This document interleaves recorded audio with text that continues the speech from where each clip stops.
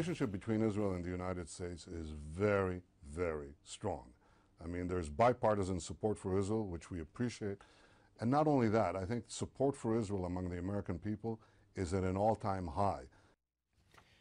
France, Germany, and Britain are all strong allies of the United States, but that relationship is again about to be tested, and it's due to Israeli actions that are in many minds doing everything but seeking to create a stable peace in the Middle East. Our first guest needs little introduction. After years as a best-selling author, noted attorney at the helm of many newsworthy cases, Newsmax contributor, and respected political commentator, welcome Alan Dershowitz back to MidPoint. Alan, always a pleasure to see you. Thank you. My pleasure. Happy Hanukkah, everybody. To you as well. A very happy Hanukkah as well. Let's bring out what the Associated Press comes out with today. The population of Jewish settlers in the occupied West Bank has surged during Benjamin Netanyahu's years in office, growing at more than twice the pace of Israel's overall population. Is this a mistake, and is he simply just egging on what many people believe is that prelude to another long-term war? It's total misreporting. It's just not true. The truth is that under Netanyahu, there has been no increased settlement activity in the areas that will ultimately become part of a Palestinian state. Everybody knows that the areas around Jerusalem, Ma'ale Adumim, Gilo, will remain part of Israel in any negotiation. Abbas has told me that personally. Fayyad has told me that personally. And that's where the growth has occurred. The growth has occurred in population increases in areas that will always remain part of Israel. So this is not inconsistent with the two-state solution, and it's just bad reporting on the part of the international media. Okay, then why is the international media then reporting this, not checking their facts, and why is this then coming out as being basically a slap against Netanyahu and Israel?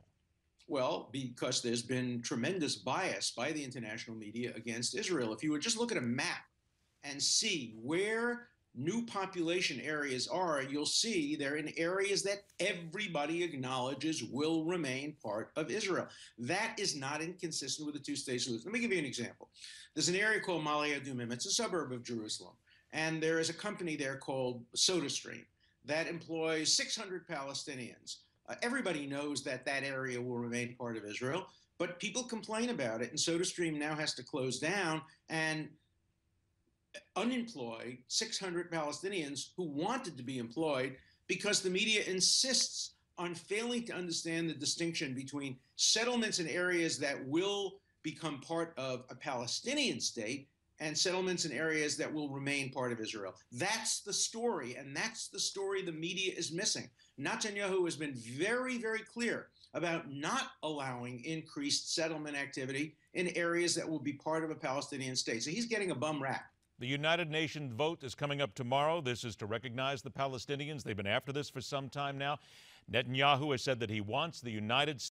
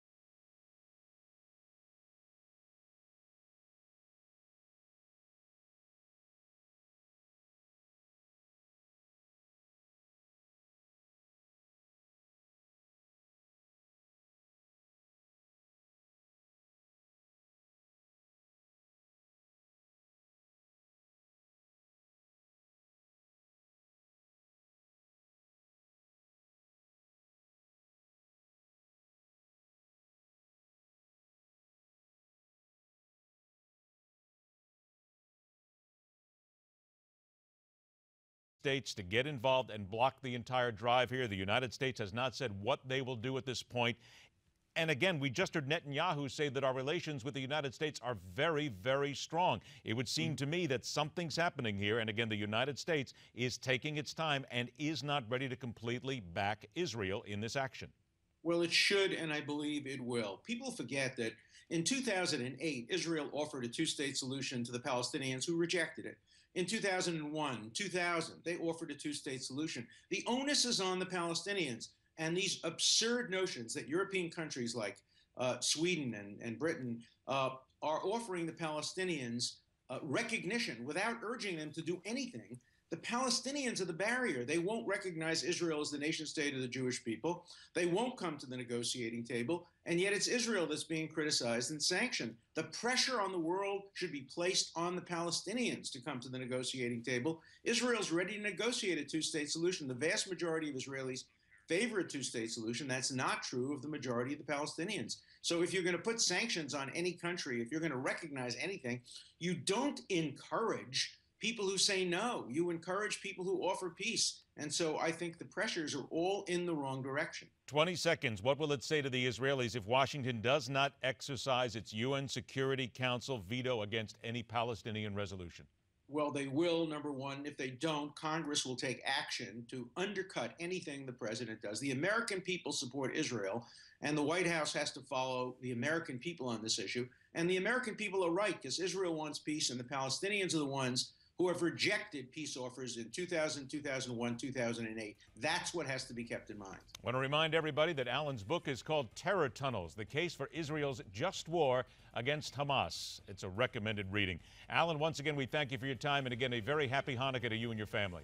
Thank you to everybody. Thank you. Take care. Break, and we're back with Kentucky Senator Rand Paul and his decision to go up against the president's immigration edict.